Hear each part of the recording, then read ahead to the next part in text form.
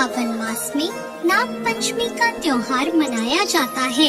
तो आइए सुनते हैं नाग पंचमी की व्रत कथा।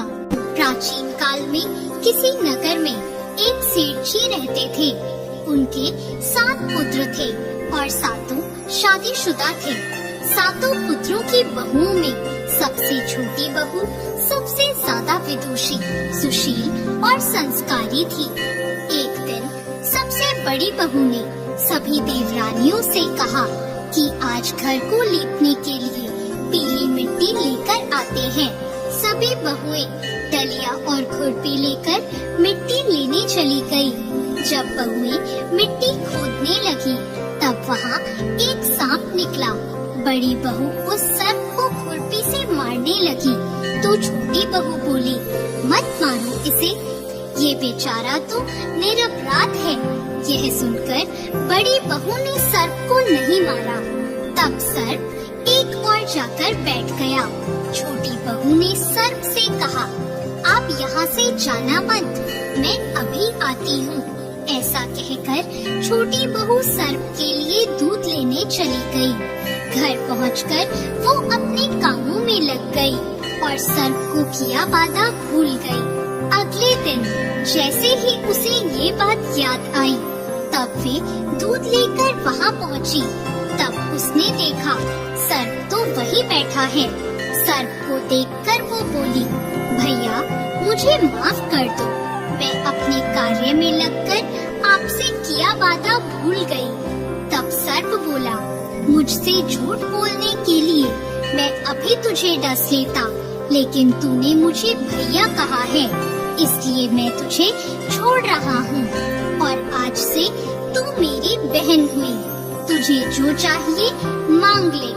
छोटी बहू बोली, भैया मेरा कोई नहीं है, मुझे एक भाई मिल गया, मुझे और कुछ नहीं चाहिए। बस जब भी मैं अपने भाई को पुकारूं, तुम चले आना। कुछ दिनों बाद सावन के महीने में सेठ जी की सभी बहुएं अपने अपने पीहर जाने लगी और छोटी बहू से बोली, तेरा तो कोई पीहर नहीं है, तू कहाँ जाएगी? यह सुनकर छोटी बहू बहुत रोई। तभी वह सर्प एक मनुष्य का रूप धारण करके उसके घर आया और बोला, मेरी बहन को भेज दो। तब सबने कहा, इसका तो कोई भाई नहीं है। तो वह बोला, मैं दूर के रिश्ते का भाई लगता हूँ। इस तरह विश्वास दिलाने पर घर के लोगों ने छोटी बहू को उसके साथ भेज दिया। रास्ते में उसने छोटी बहू को बताया, बहन मैं तुम्हारा भाई सर्प हूँ और तुम्हें अपने साथ अपने घर नागलोक ले जाने आया हूँ। तुम डरना मत, तुम मेरी पूंछ पकड़ लो। छोटी बहू ने सर्प के कहे अनुसार किया। जैसे ही वह नागलोक पहुँचे, नागलोक के धन ऐश्वर्य को देखकर छोटी बहू चकित रह गई। सर्प उसे अपनी माता के पास ले गया और बोला, माता ये मेरी बहन है, इसने मेरी जान बचाई थी और यह कुछ दिन हमारे साथ रहने आई है। सर्प की माता ने छोटी बहू को गले से लगा लिया। अब वह वहाँ खुशी खुशी रहने लगी। वहाँ शेषनाग के बहुत छोटे छोटे बच्चे जन्मे हुए थे। वह रोज देखती कि माँ सभी को रोज दूध ठंडा करके घंटी बजाती। घंटी की आवाज सुनकर सभी बच्चे वहाँ आकर दूध पी लेते थे। एक दिन वह माँ से बोली, माँ आज मैं दूध ठंडा कर देती हूँ। अभी दूध ठंडा भी नहीं हुआ था कि उसने जल्दबाजी में घंटी बजा दी। घंटी की आवाज सुनकर छोटे छोटे सांप दौड़ पड़े। दूध पीते ही कईयों के फन जल गए। सभी सर्प बोले, हम इसे डसेंगे, परंतु माँ के समझाने पर बच्चे मान गए। तब उसके भाई सर्प ने और उसकी माँ ने छोटी बहू को हीरे मोती और जवाहरात देकर उसे विदा किया।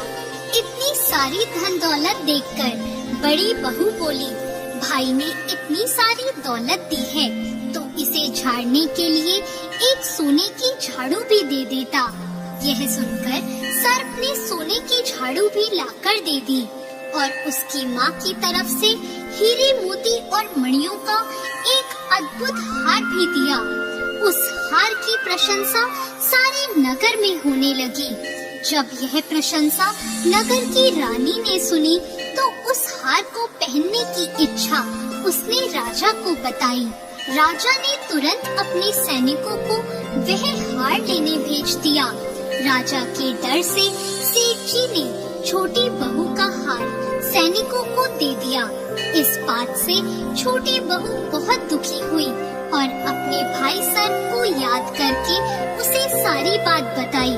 सर्प बोला, बहन तुम दुखी मत हो, राजा खुद तुम्हें वह हार लौटाने आएंगे। रानी ने जैसे ही वह हार पहना, वह हार सर्प बन गया और रानी ने डरकर वह हार फेंक दिया।